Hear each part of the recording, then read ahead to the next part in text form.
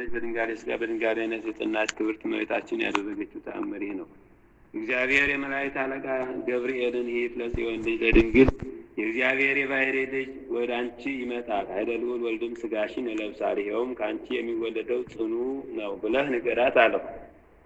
ደንቆሮች የሚሰሙበት፣ ዲዳዎች የሚናገሩበት፣ ዕውራን የሚያዩበት፣ ሙታን የሚነሱበት፣ ለምጻሞች የሚነጹበት፣ አንካሳንም የሚሄዱበት፣ በጨለማ ውስጥ የነበሩ ሰዎች ብርሃን የሚያዩበት ጊዜ እነሆ ደረሰ ብለህ ንገራት አለው። ገብርኤልም ይህን ሰምቶ በግንባሩ ተደፍቶ ጌታ ይህን የምትነግረኝ ይደረግ ዘንድ እንደምን ይሆናል አለው። ጌታም የጀመርኩትን ቸርነት ፈጸምኩ። የወይን ግንድ ይቆረጣል፣ ወይራም ከበለስ ጋር ይተከላል፣ ቅጥሮችም ይቀጸራሉ፣ ምግባር ከሃይማኖት ይሰራል። የኤሌፍና የሌሚ ወገን ይነግሳል። ገብርኤል ሆይ ሂደህ ለዳዊት ልጅ እግዚአብሔር ከአንቺ ጋር ነውና ደስ ይበልሽ፣ ድንግል ሆይ ደስ ይበልሽ በላት አለው። ለዘላለም ነግሶ የሚኖረውን እነሆ ትጸንሻለሽ። መልአኩ ገብርኤልም ይህን ሰምቶ ሰገደ። ልብሱንም በላዩ ይዞ በመስቀል ቀኝ ይወርድ ዘንድ ወደደ። ጌታም መግባትህንና መውጣትህን በፍቅር በአንድነት ይሁን አለው። ዘካርያስን ረግመህ አንደበቱን እንዳሰርክ እሷን አታሳዝናት፣ ደስ አሰኛት እንጂ አለው። ይህን ሰምቶ ፈጽሞ ደስ እያለው ሊባኖስ ከሚባል ተራራ እስኪሰማ ድረስ ክንፉን እያማታ ወረደ። በዙሪያውም ያሉ ይህ የምንሰማው ምን ነው እያሉ ይሉ ነበር።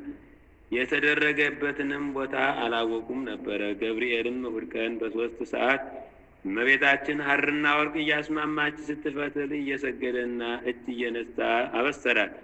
የእውነተኛ ንጉሥ እናቱ እመቤታችን ለአንቺ ፍቅር አንድነት ይገባል አላት። አንቺ ከሴቶች ተለይተሽ ንዕድ ክብርት ነሽ አላት። አምላክን የወለደች በድንጋሌ ሥጋ በድንጋሌ ነፍስ የጸናች ክብርት እመቤታችንም የመልአኩ የገብርኤልን ቃል ሰምታ እንዲህ ያለ ሰላምታ እንደምን ይቀበሏል? እንዴትስ መቀበል ይቻላል እንጃ አለችው። መልአኩም ማርያም ሆይ መንፈስ ቅዱስ ያድርብሻል፣ ኃይለ ልዑል ወልድም ሥጋሽን ይለብሳልና አይዞሽ አትፍሪ አላት። ይህም ከአንቺ የሚወለደው ጽኑ ከሃዲ ነው። ስሙም ወገኖቹን ከኃጢአታቸው ፍዳ ፈጽሞ የሚያድናቸው ኢየሱስ ይባላል አላት። እመቤታችንም የሁሉ ጌታ ገረዱ እነሆ አለው፣ እንደ ቃል ይሁንልኝ ይደረግልኝ አለችው። ያም መልአክ ከእሷ ዘንድ ሄዶ ተሰወረ። አካላዊ ቃልም ከማኅፀኗ አደረ። በዚያችም ሰዓት የፊቷ መልክ ተለወጠ፣ እንደ ፀሐይም አሸበረቀ። ልመናዋ ክብሯ በእኛ ለዘላለሙ በእውነት ይደርብን፣ አሜን።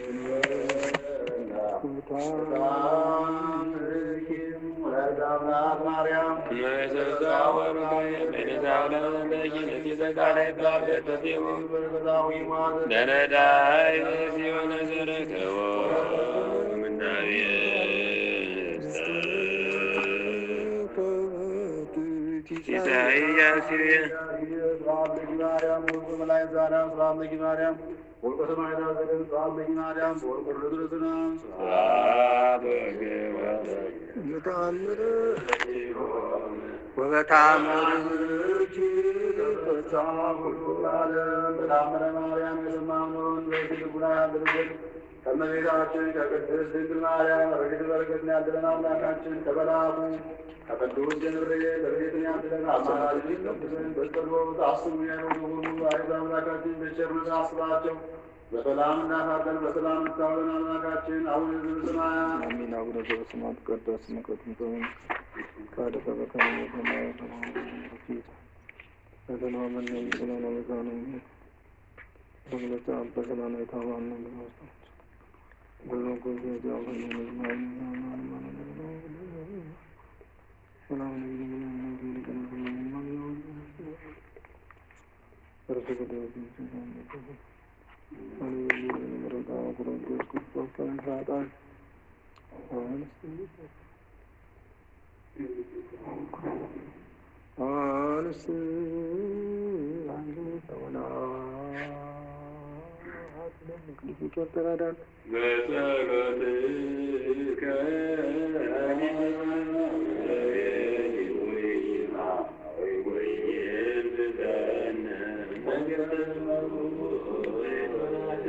ተአምሪው ለቅዱስ ሚካኤል ሊቀ መላእክት ዘስዑል በነደሳ ዘይስዕል ምሕረተ ለኩሉ ፍጥረት ቅድመ መንበሩ ለጸባዖት አሸናፊ ከሚሆን ከእግዚአብሔር ዙፋን ፊት ለፍጥረት ሁሉ ምሕረትን የሚለምን ተፈጥሮ ከእሳት የሆነ የመላእክት አለቃ ቅዱስ ሚካኤል ያደረገው ተአምሪ ነው። ልመናው አማላጅነቱ ከዕለት እኪት ከገብረ እግዚአብሔርን ሕዝበ ክርስቲያኑ ይሰውር። የክርስቲያን ወገኖች የምንሆን እኛንም በየጊዜውና በየሰዓቱ ሁሉ ይጠብቀን። በመዓልትና በሌሊት በአውራና በዓመታት በዘመኑ ሁሉ ያለመለየት ከእኛ ጋር ይኑር እስከ ዘላለሙ ድረስ አሜን። ሮሜ በሚባል አገር ኃላፊ ጠፊ በሚሆን በዚህ ዓለም ወርቅና ብር እንዲሁም ከብትና በሌላውም ሀብት ሁሉ እጅግ የከበረ አንድ ባለጠጋ አይሁዳዊ ሰው ነበር። ከዕለታት በአንደኛው ቀን እንደ አባቶቹ ልማድ ወደ መስጊድ ሲሄድ ገና በመንገድ በጉዞ ላይ ሳለ ከአንድ ክርስቲያን ከሚሆን ሰው ጋር ተገናኘን። ያም ሰው አስቀድሞ በጣም ሀብታም የሆነና በዚያን ጊዜ ግን የሚለብሰው ያጣ የዕለት ምግብ ስንኳ የሌለው ችግረኛ ነበረ። ከዚህም በኋላ መከር በደረሰ ጊዜ የዕለት ምግቡን ለማግኘት ሀፍረት እየተሰማው የቀን ስራ ለመፈለግ ሲዘዋወር ያ ይሁዳዊ በመንገድ አገኘውና በእኔ ዘንድ ስራ አለና ናና እንሂድና ስራ ልቅጠርህ፣ ነግደህ የምታተርፍበት 10 ወቄት ወርቅ እሰጥሃለሁ አለው። ነገር ግን እንደ እምነት ወደ ቅዱስ ሚካኤል ቤተ ክርስቲያን ሄደን ገንዘቤን እንዳትክደኝ ማልልኝ አለው። እነርሱም በነገሩ ተስማሙና ወደ ቅዱስ ሚካኤል ቤተ ክርስቲያን ሄደው የአይሁዳዊ ክርስቲያናዊውን በፈለገው አይነት አስማለው። ከዚህም በኋላ የአይሁዳዊ ወርቁን ሰጠውና ያ ክርስቲያናዊ ለንግድ ከሄደበት ሀገር ወደ መጣበት ሳይመለስ ለብዙ ዓመታት ቆየ። ከጊዜ በኋላ ክርስቲያናዊ ወደ ሀገሩ መመለሱን የአይሁዳዊ ሰማና ፈልጎ ባገኘው ጊዜ ነግደ ታተርፍበት ዘንድ የሰጠው ወርቄን ስለምንድን የማትሰጠኝ ብሎ ቢጠይቀው የምን ወርቅ ነው የሰጠኝ አላውቅልም ሲል መለሰለት።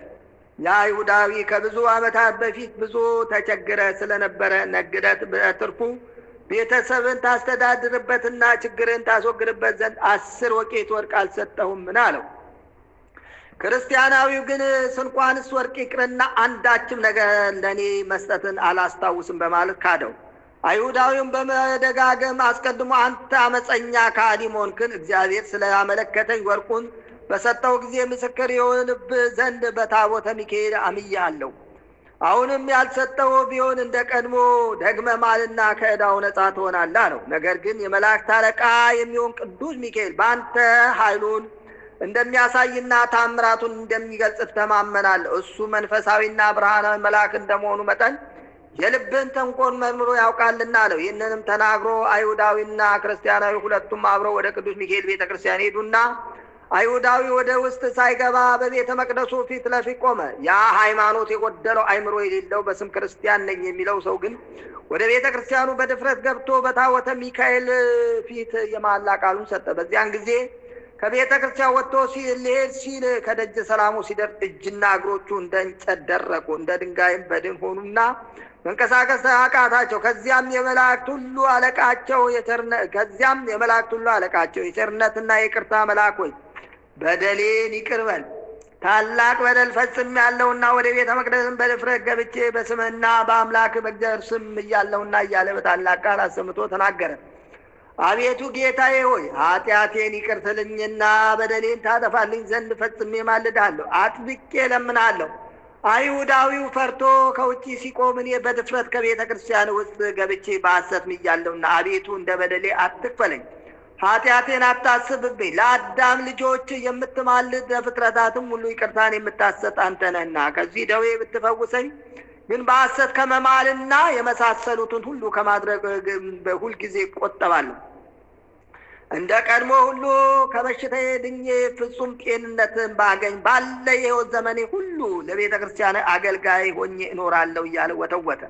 ይህንንም በሚልበት ጊዜ መሪር እንባን በማልቀስ ደረቱን እየደቃ በቁርጠ ልቦናው ቅዱስ ሚካኤልን በመማለድና የይቅርታ ባለቤት የሚሆን እግዚአብሔርን አጥብቆ በመለመን ነበር። ከዚህ በኋላ እንቅልፍ አለውና ተኝቶ ሳለ ቅዱስ ሚካኤል በመንፈቀ ሌሊት መጥቶ በራእይ ተገለጸለትና ወዲያው አንተ ጎስቋላ ሰው፣ በሁሉ ዘንድ የተመሰገነ እግዚአብሔር ስለምን አልፈራኸውም? ስሙንስ በመጥራት በሐሰት ለመማል እንዴት ደፈርክ? በእውኑ እግዚአብሔር ትዕግስት የባህሪው ወይም ባህረ ምሕረት ባይሆን ኖሮ ፈጥኖ ባጠፋ የቆምክባት መሬት እንደ ዳታና እንደ አቤሮን ዋጠች ነበር። የእግዚአብሔርን ስም ጠርቶ በሐሰት የሚምል ሁሉ የሚጠብቀው ይህ አይነቱ ዕድል ነውና በምትምልበት ጊዜ የእግዚአብሔርን ስም በከንቱ አትጥራ የሚለውን የመጽሐፍ ቃል አልሰማህምን? በማለት ገሰጸው። ያም በስቃይ ላይ የሚገኝ በሽተኛ ሰው አቤቱ ጌታዬ፣ በፊት በሰማይም በምድርም ሁሉ ፊት ታላቅ ስህተት ሠራሁ፣ ከፍተኛ በደልም ፈጸሙ። ነገር ግን ከዚህ በሽታ ፈጽመ አድነኝ። ይቅርታና ቸርነት ለእግዚአብሔር ልማዱ ነውና አንተም እንደ ፈጣሪ ይቅርታ አድርግልኝ።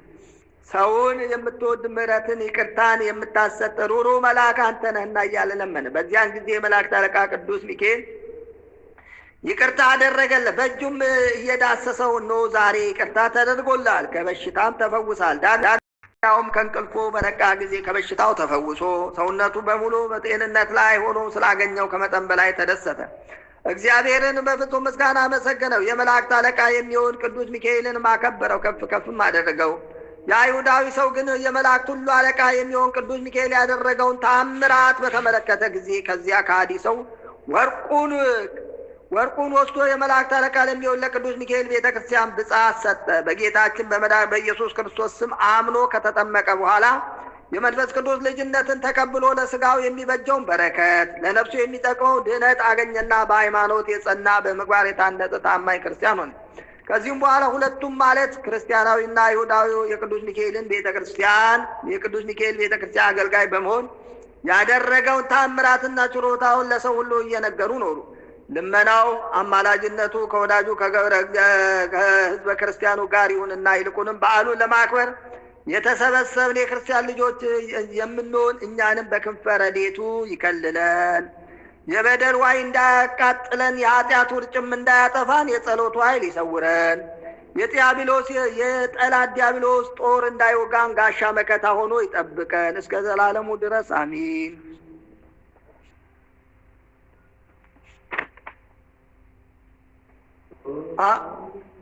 አንድ አምላክ በሚሆን በአብ ወልድ ወመንፈስ ቅዱስ ስም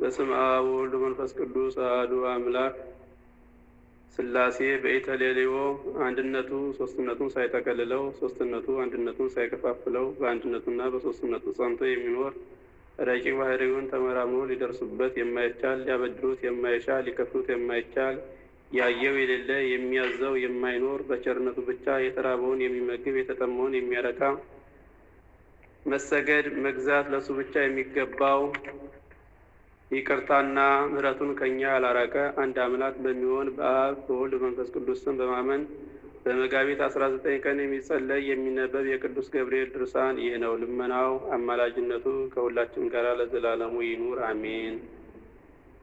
ዓለም ከተፈጠረ 5500 ዘመን በኋላ ከልጅ ልጅ ተወልጄ በደሜ ነፃ አወጣሃለሁ ብሎ ለአዳም ተስፋ እንደሰጠው ሳጥናኤል ባመፀ ጊዜ በታማኝነቱ በቅን ታዛዥነቱ የታወቀው የቀድሞ ማዕረጉ ከሌሎቹ ሊቃነ መላእክት አነስተኛ የነበረ ገብርኤልን በሊቀ መላእክትነት ማዕረግ ከፍ አድርጎ በ6ኛው ወር እግዚአብሔር እንዲህ ሲል ላከው። የገሊላ አውራጃ የምትሆን ወደ ናዝሬት ፈጥነህ ሂድና ለድንግል ማርያም ከስጋዋ ስጋ ከነፍሷ ነፍስ ነስቼ ከእሷ ሰው መሆኔን የምስራች ንገራት፣ ከሴቶች ሁሉ እርሷን መርጫለሁና አለው። ገብርኤልም ከጌታው ይህን ቃል በሰማ ጊዜ ሰውን ስለ መውደዱና ስለ ርኅራኄው እጅግ በጣም ደስ አለው። አስቀድሞ እንደተናገረው በአዳም መዋረድ እያዘነ ይኖር ነበርና፣ ስለዚህ ለሌሎች መላእክት ያልተሰጠ ታላቅ ጸጋ እግዚአብሔር ለሱ ሰጠው። የሐዘን ምላሹ ደስታ ነውና፣ በእውነትም ታማኝና ተወዳጅ ለሆነ ለዚህ መልአክ ከሌሎቹ መላእክት ይልቅ ደስታና ክብር ይገባዋል። የልብ ደስታ በፊት ፈገግታ ይታወቃል ተብሎ በመጽሐፍ እንደተነገረ የእሱም የፊቱ ብርሃን የልብ ደስታ ያመለክታልና፣ ሰሎሞንም ልብ ከተደሰተ ፊት ይበራል፣ ልብ ካዘነ ግን ፊት ይጠቁራል ብሎ ተናግሯልና።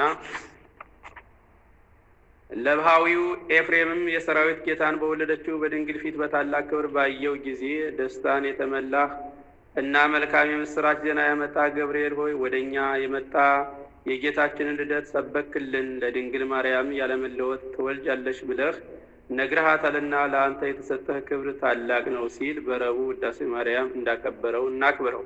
ወደ ቀድሞ ነገራችን እንመለስና እመቤታችን ድንግል ማርያም በቤተ ዮሴፍ ሳለች ለቤተ መቅደስ መጋረጃ የሚሆን ወርቁን ከሐር ጋራ እያስተባበረች ትፈትል ነበር። ከዕለታት በአንደኛው ቀን በናዝሬት ክፍል በሚገኝ ጉድጓድ ውሃ ልትቀዳ በሄደች ጊዜ መላእክት አለቃ ቅዱስ ገብርኤል ከሰማይ ወርዶ እግዚአብሔር ያከብረሽ ንጽሕት ቅድስት ሆይ ሰላምታ ይገባሻል፣ እሱ እግዚአብሔር ከአንቺ ጋር ነውና በእሱም ዘንድ መወደድን ባለሟልነትን አገኘሽ፣ ከሴቶች ሁሉ አንቺ ትበልጫለሽና አላት። እመቤታችን ማርያምም ይህን በሰማች ጊዜ ማን እንደተናገራት ለማወቅ ግራና ቀኝ ተመለከተች። ነገር ግን ምንም ያየችው ነገር ስለሌለ ታላቅ ፍርሃት አደረባትና ግንቦዋን ትታ ወደ ቤቷ ተመለሰች። እንደ ልማዷም ሐርና ወርቁን እያስተባበረች ትፈትል ጀመር። ዳግመኛም በግልጽ መጥቶ ማርያም ሆይ አትፍሪ፣ በእግዚአብሔር ዘንድ ባለሟልነትን አግኝተሻልና የእግዚአብሔርን ቃል በግብረ መንፈስ ቅዱስ ትጸንሻለሽ አላት። ማርያምም ለቅዱስ ገብርኤል ስትመልስ እኔ ወንድ የማላውቅ ስሆን ይህ እንዴት ይሆንልኛል አለችው።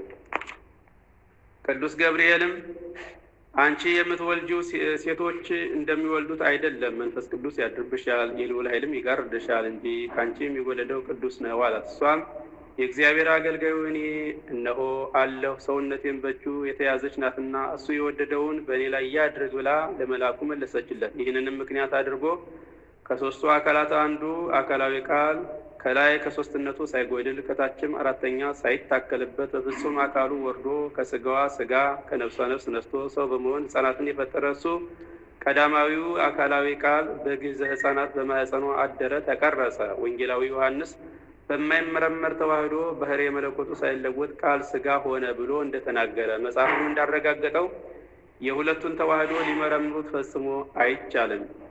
ከዕለተ ጽንሰቱ እስከ ዕለተ ልደቱ 5 ወር ከ5 ቀን ከሆነ በኋላ ቅድመ ዓለም ከሰማያዊ አባቱ ያለ እናት እንደተወለደ እንዲሁም ድኅረ ዓለም ማኅተመ ድንግልናን ሳይለውጥ ከብቻዋ ከምድራዊት ድንግል ያለ አባት ተወለደ። ስለዚህ ነገር ነቢዩ ኢሳይያስ እነሆ ድንግል በድንግልና ጸንሳ በድንግልና ወንድ ልጅ ትወልዳለች ብሎ እንደተናገረ ከአብ ሲወለድ በመለኮቱ መለወጥ እንዳላገኘው ከድንግልም በተወለደ ጊዜ ማኅተመ ድንግልናዋ አልተለወጠም። ዳግመኛም ነቢዩ ሕዝቅኤል ከኃያላን ጌታ በስተቀር የገባባት የሌለ እሱ ግን እንደተቆለፈች ገብቶ እንደተቆለፈች የወጣባት በምስራቅ በኩል የተቆለፈች ደጃፍ አየው ብሎ ተናገረ። ወደ ቀድሞ ነገራችን እንመለስና በዚያን ጊዜ ቀንና ሌሊት እየተፈራረቁ የዚያን ሀገር መንጋ ተግተው የሚጠብቁ እረኞች ነበሩ። መልአከ እግዚአብሔር ቅዱስ ገብርኤል ከእነሱ ዘንድ መጥቶ በቆመ ጊዜ የእግዚአብሔር ብርሃን በላያቸው ላይ ወርዶ ስለበራ ታላቅ ፍርሃት አደረባቸው። የደስታ መልአክ ቅዱስ ገብርኤል ግን አይዟችሁ፣ አትፍሩ፣ ለእናንተም ለሕዝቡም ሁሉ የሚሆን ታላቅ ምስራች እነግራችሁ መጥቻለሁና አላቸው። እነሆ ዛሬ በዳዊት ከተማ መድኅን ተወልዶላቸዋል፣ ይኸውም ክቡር የሆነ ጌታ ክርስቶስ ነው። የዚህም ምልክቱ ሕፃኑ ብላቴናው በጨርቅ ተጠቅልሎ አውራ ጣቱ ታስሮ በበረት ተኝቶ ታገኙታላችሁ አላቸው። በዚያን ጊዜም ከቅዱስ ገብርኤል ጋራ ብዙ የሰማይ ጭፍሮች በቅጽበት ተገልጠው በሰማይ ለእግዚአብሔር ምስጋና ይሁን፣ በምድርም ለሰው ልጅ ደህንነትና ሰላም ይውረድ እያሉ አመሰገኑ። ማኅበረ መላእክትም ከእረኞቹ ጋር በመተባበር በአንድ ቃል በአንድ ቃልም ምስጋና አቀረቡ። መላእክትም ከእነሱ ዘንድ ወደ ሰማይ ከወጡ በኋላ እረኞች እርስ በርሳቸው ኑ እስከ ቤተልሔም እንሂድና በአደባባይዋ እየተመላለስን ይህን እግዚአብሔር የገለጠልንን ነገር እንረዳ ተባባሉ። ፈጥነውም ሄዱና እናቱ ማርያምንና ዮሴፍን ሕፃኑንም በበረት ተኝቶ አገኟቸው። ባገኙትም ጊዜ መልአክ የነገራቸው ስለዚህ ሕፃን እንደሆነ አወቁ። ለእረኞችም የተገለጸውን ምስጢር የሰሙ ሁሉ አደነቁ። እረኞችም ስላዩትና ስለተመለከቱት ሁሉ እግዚአብሔርን እያመሰገኑ ወደ መጡበት ተመለሱ። በሊቀ መላእክት ቅዱስ ገብርኤል የምስራች ባይነት ምክንያት በእመቤታችን በድንግል ማርያም ላይ ለተገለጹ ልዩ ልዩ ምስጢራት አንክሮ ይገባል። ይኸውም ከብዙ በጥቂቱ፣ አንደኛ ያለ ዘራ ብሲ የመለኮት መጸነስና ያለ ተፈትወ ማኅፀን የጌታ መወለድ፣ ሁለተኛ ዘመን በማይቆጠርለት ሕፃን አፍ ከድንግል ጡት ወተት መፍሰስ፣ ሶስተኛ እግዚአብሔር ለመረጣቸው ለመቅደሰ ካህናት ያልተደረገ ለከብት እረኞች ለሰማያዊ ምስጢር መገለጥ፣ አራተኛ ከፋርስ ሀገር እስከ ቤተልሔም ድረስ የጥበበኞች በኮከብ እየተመሩ መሄድ ናቸው። ጸሎትና በረከቱ ሁላችንን ለዘላለሙ ይጠብቀን፣ አሜን። አማላጅነቱ ከሁላችን ጋር ይሁንና የመላእክት አለቃ ቅዱስ ገብርኤል ያደረገው ታምር ይህ ነው። በአንዲት ሀገር ከሚኖሩ ንጉሥና ንግሥት ጋር አብራቸው የምትኖር አንዲት ሴት ልጅ ነበረቻቸው። በንጉሱም ቤተ መንግስት ውስጥ አብራሲት የሚባል አንድ አስማተኛ ነበረ። እሱም የንጉሱ ልጅ በውበቷ ስለማረከችው ትክ እያለ ይመለከታትና በልቡ ይመኛት ነበር። ከዕለታት በአንድ ቀንም ተገናኛትና ጸነሰች። መልኩ ያማረ ወንድ ልጅም ወለደች። ንጉሱ ግን የአብራሲትንና የልጁን አድራጎት ፈጽሞ አያውቅም ነበር። ከዚህ በኋላ አብራሲት ልጁን አንተ ከተወለድክበት ቀን ጀምሮ ኃይሌ ተቀነሰ፣ ሰውነቴም ደክሟልና ልጄ ሆይ እንግዲህ ወደ አንተ የሚመጣው ማን ነው? የምታየውስ ማንን ነበር? አለው። ሕፃኑም እንዲህ አለው፣ የተወለድኩበት ወር በገባ በ19ኛው ቀን ነው። በየወሩ በዚህ ዕለት ጎህ ሲቀድ ወይም ሲነጋጋ መልኩ እንደ ፀሐይ የሚያበራ ወገቡን በወርቅ ዝናር የታጠቀ በራሱ ላይ በሚያበራ ዕንቁ የተጌጠ የራስ ወርቅ ያደረገ ወፍ ወደ እኔ ይመጣል። የራስ ወርቅ ቄፋዝና ጳዚዮን በሚባል ወርቅ ተጊጧል። በእጁ የወርቅ ዘንግ ይዟል። አካላዊ አቋም የተከመረ ፍም ይመስላል። በሬ የተገጹ እንደ ሰው ነው። ግርማው እጅግ ያስፈራል። ድምፁ ወይም አነጋገሩ ነፋስ በተነሳ ጊዜ ማዕበል ከወዲያ ወዲህ እያለ ሲያማታው እንደሚጫወት የባህር ንዑስ ውስታ ነው። እነሆ እኔ እሱን በምመለከትበት ጊዜ ከድንጋጼ የተነሳ ከፊቱ ወድቅ ነበር። ነገር ግን እሱ ከወደቁበት አንስቶ እኔ በእግዚአብሔር ፊት የምቆም የመላእክት አለቃ ገብርኤል ነኝና አይዞህ አትፍራ ይለኛል። ዳግመኛም እነሆ ከተወለድክበት ቀን ጀምሮ እስከ ዛሬ ድረስ ከአንተ ጋር ነበርኩ። ወደፊትም ባለ ዘመን ሁሉ ከአንተ ሳልለይ እኖራለሁ። ለስምህም ከፍተኛ ማዕረግ ወደ ክብር ይሰጠዋል አለኝ። አስማተኛው አብራሲትም ከንግሥቲቱ ጋር ሆነው ይህን የልጁን ነገር በሰሙ ጊዜ ፈጽሞ አደነቁ። ነገር ግን ስለ ሁኔታው ፍርሃት አደረባቸው። ሊቀ መላእክት ቅዱስ ገብርኤልም አስቀድሞ እንደተናገረው በዘመኑ ሁሉ ሲጠብቀው ኖረ። ጸሎቱ በረከቱ ከሁላችን ጋር ይኑር ለዘላለሙ አሜን። በረከቱ ቸርነቱ ከሁላችን ጋር ለዘላለሙ ይኑርና ጌታ በተሰቀለበት ዕለት የቤተ መቅደሱን መጋረጃ ከላይ እስከታች እንዴት እንደሰነጠቀው የሚናገር የመላእክት አለቃ የቅዱስ ገብርኤል ታምር ይህ ነው። እጅግ አድርጎ የሚወደውን በመኳንንትና በመላእክት ላይ መስፍን አድርጎ የሾመውን እንዲሁም በኋለኛው ዘመን ለምስጢረ ልደቱ ታማኝ አድርጎ ወደዚህ ዓለም የላከውን ጌታ ኢየሱስ ክርስቶስን በእንጨት ላይ ተሰቅሎ በብረት ተቸንክሮ ባየ ጊዜ ይህ የመላእክት አለቃ ቅዱስ ገብርኤል ሊታገስ አልተቻለውም። ስለዚህ በቁጣ ተነሳስቶ ሰይፉን መዘዘና የሰቀሉትን ሊያጠፋቸው ወደደ። ዳሩ ግን የእግዚአብሔር ቸርነት ስለከለከለችው በያዘው ሰይፍ የምኩራቡን ወይም የቤተ መቅደሱን መጋረጃ ከላይ እስከታች ከሁለት ሰነጠቀው። ስለ እኛ ሲል የተሰቀለ የፈጣሪ የክርስቶስ ቸርነት ባይከለክለውስ ኑሮ ዓለም እስክታልፍ ድረስ ባልታገሰም ነበር።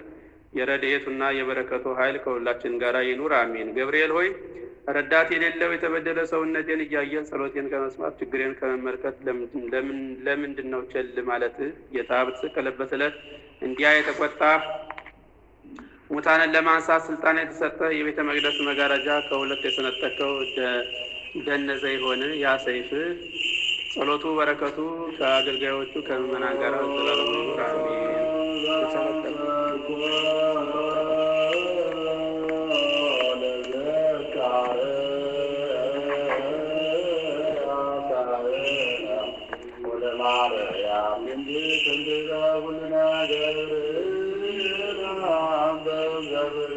Amen.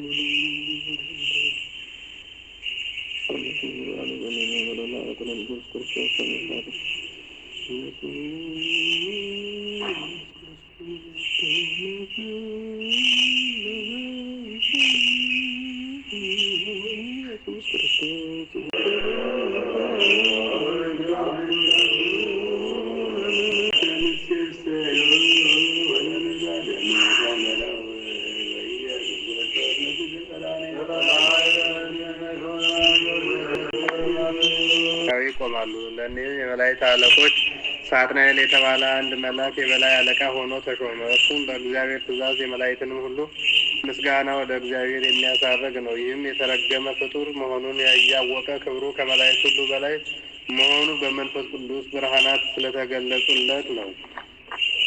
ክብሬን ለሌላ አሳልፌ እንዴት እሰጣለሁ? ለማንስ አመሰግናለሁ? በማለት በልቡ አሰበ። ይህም ሰብሊያኖስ ከሌላ ከእሱ ጋራ ያሉትን የመላእክት ፈጣሪ እንዳለን የምታስብ ከሆነ እነሆ ዛሬ እግዚአብሔር በመለኮቱ ያልፈጠረውን ሌላ የመላእክት ፍጥረት እፈጥራለሁ አላቸው። መላእክትም ይህን ነገር በሰሙ ጊዜ ፈጽመው ታወኩ። ይልቁንም ሰብሊያኖስ በክህደቱ ስለተገፋበት እስኪ ፈጣሪ አምላክ አለን የምትሉ ከሆነ ከዚህ ማዕረጌ አዋርደኝ፣ ከስልጣኔም ይሻረኝ አላቸው። ዳግመኛም በዚህ በተናገረው ነገር መላእክት እጅግ ታወኩ። የቀድሞው ክህደት ሳይበቃው የድፍረት ቃል ተናገሯልና። ይልቁንም እኔ የሁሉ ፈጣሪ እንደመሆኔ መጠን ለእኔ ፍጹም ክብር ምስጋና ይገባኛልና ከእኔ በቀር ሌላ ታመሰግኑ ዘንድ አይገባም አላቸው። ይህንም በሚናገር ጊዜ ከክብሩ ተዋረደ፣ ከማዕረጉም ተሻረ። የእሱ ተከታዮቹ የሆኑ መላእክት ሁሉ ከእሱ ጋራ ከማዕረጋቸው ወረዱ። በዚያን ጊዜ መልአኩ ገብርኤል በየስርዓታችን እንቁም፣ እግዚአብሔርን በመፍራትና በፍጹም እምነት በልቡና በንጽሕና በፍቅር ጸንተን እንቆይ በማለት በታላቅ ቃል አሰምቶ ተናገረ። ይህም የሰላም ንግግሩን ማህበረ መላእክትን አረጋጋቸው። ቃሉን የሰማ ትእዛዙንም የተቀበለ በማዕረጉና በስርዓቱ ጸንቶ የቆየ የመልአኩ የገብርኤልን ቃል አልሰማም ትእዛዙንም አልቀበልም ያለ ግን ከክብሩ ተዋረደ፣ ከዲያብሎስ ጋርም ወደቀ። በዚያንም ጊዜ ብዙ መላእክት በየወገናቸው ወድቀው በየአይነቱ በየመልኩ ርኩሳን መናብስት ሆኑ። ከእነሱም በአየር ተንሳፎ የቀረ አለ፣ በምድር ላይም የወደቀ አለ፣ እስከ እንጦሮጦስ ድረስ የወረደ አለ። ይሁም ከጥልቆቹ በታች ያለ ጥልቅ ነው። ውድቀታቸውም በስድስተኛው ቀን በሶስተኛው ሰዓት ላይ ነው። ዲያብሎስም ወደ ላይ ወደ ሰማይ እወጣለሁ፣ ዙፋኔንም በእግዚአብሔር ከዋክብት ላይ እዘረጋለሁና ከፍ እላለሁ፣ ልዑላንን እመስለዋለሁ ብሎ በልቦናው አስቦ ነበር። ነገር ግን በድንገት ከማዕረጉ ተዋርዶ ወደ ጥልቅ የሆነ ጨለማ ጉድጓድ ተጣለ። ይቅርታው ቸርነቱ ለሕዝበ ክርስቲያን ለዘላለሙ አሜን።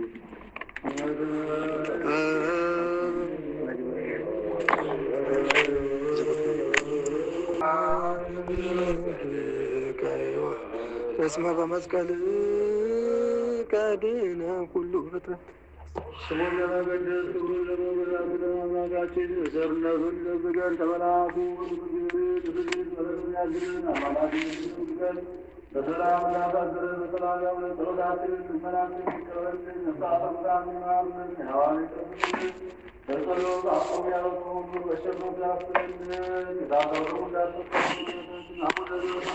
አቡነ ዘበሰማያት ይትቀደስ ስምከ ትምጻእ መንግሥትከ ወበፈቃድከ በከመ በሰማይ ከማሁ በምድር ሲሳየነ ዘለለዕለትነ ሀበነ ወኅድግ ለነ አበሳነ ወጌጋየነ ከመ ንሕነኒ ንኅድግ መጽሐፈ በሰላም እግዚኦ ውስተ መንሱት አላ አድባላ ኩሉ ጎዝ ወገድ መንግስት ኃይለ ሰአነ ሰማነ በሰላም ቅዱስ በዚህ ሰላም ወግዘተ ዘለም ሰላም ንግል ነገር ግለስላችሁ እግዚአብሔር ሰዎች ሩክላንት ሆነ ሩክሉ በርቱ ከተባጀ ተዘጋጅ ያሉ ሰዓሊ መጸለይ መራዳው ቁርአን ክርስቶስ ከመ እስራኤል ነው